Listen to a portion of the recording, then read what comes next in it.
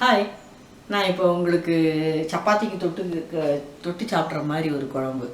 கடலைப்பருப்பு போட்டு நம்ம பருப்பு போட்டு பருப்பு சாப்பிட்ருப்போம். இது வந்து கடலைப்பருப்பு போட்டு ஒரு குழம்பு. அதுக்கு தேவையான இன்க்ரீடியன்ஸு இந்த அளவுக்கு கடலைப்பருப்பு எடுத்தேன், கழுவி வச்சுருக்கேன். 1/3 கப்பு. அதில் வந்து ஒரு தக்காளி பழம், 3 பல் பூண்டு பொடியை நறுக்கி வச்சுருக்கேன். இந்த சில்லி ஃப்ளேக்ஸ் அப்படின்னு சொல்கிறோம்ல, இந்த சில்லி ஃப்ளேக்ஸ் வந்து அப்படியே எடுத்து நீங்கள் வந்து மிக்சியில் போட்டிங்கன்னா சரியாக நொறுங்காது. அப்போது நீங்கள் என்ன பண்ணுங்க, அவன் இருந்துச்சுன்னா அவனில் ஒரு 10 செகண்ட் வச்சுட்டு சலசலன்னு இதாகிடும், நொறுக்கி வச்சுக்கோங்க. இல்லாட்டினா அவன் இல்லாதவங்க நல்லா பேனை காய வச்சுட்டு ஆஃப் பண்ணிவிட்டு ஒரு 4 வத்தலை மட்டும் அதில் போட்டிங்கன்னா ஒரு நிமிஷம் கழித்து நல்லா சலசலன்னு ஆயிடும். அதுக்கு பிறகு நொறுக்குனிங்கன்னா நல்லா வரும்.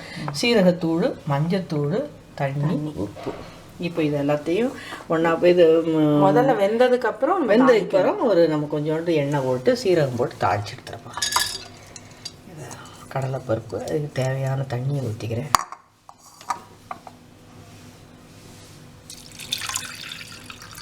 போதுமா?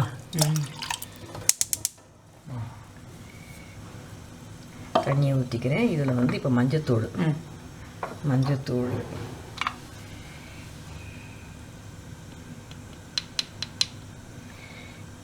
இது வேகிறதுக்கு ஒரு ட்ராப் எண்ணெய் போட்டுறேன், பொங்காமல் வேகிறதுக்கு.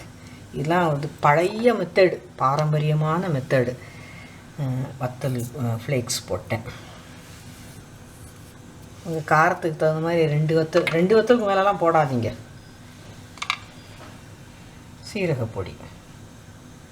சீரகப்பொடி வாசம் பிடிக்கும்னா இன்னும் கொஞ்சம், ஏன்னா சீரகம் போட்டு தாளித்து தான் இறக்க போகிறோம், சரியா? அதனால் பூண்டு, ஒரு தக்காளி பழம், இதுக்கு தேவையான உப்பு கடைசியில்.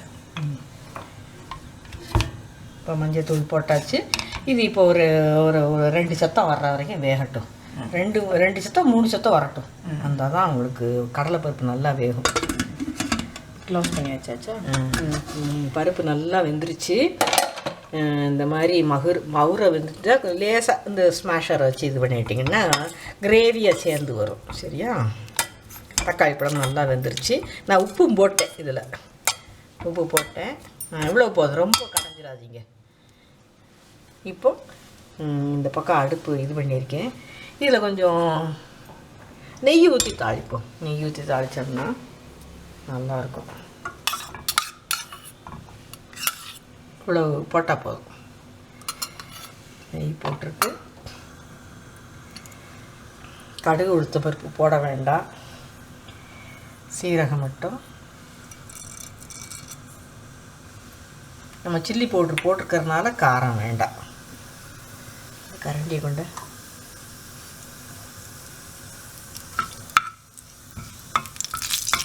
கொத்தமல்லி தழை போட வேண்டியதில்லை. விருப்பப்படுறவங்க போடணும்னு ஆசைப்படுறவங்க போட்டுக்காங்க. இந்த நெய் வாசத்துக்கும் பூண்டு வாசத்துக்கும் சீரக வாசத்துக்கும் நீங்கள் சப்பாத்தி தொட்டு சாப்பிட்டு பாருங்கள், உங்களுக்கு ரொம்ப பிடிக்கும். சாதத்துக்கும் ஊற்றி சாப்பிடலாம், நல்லாயிருக்கும். பொரிஞ்சிருச்சு.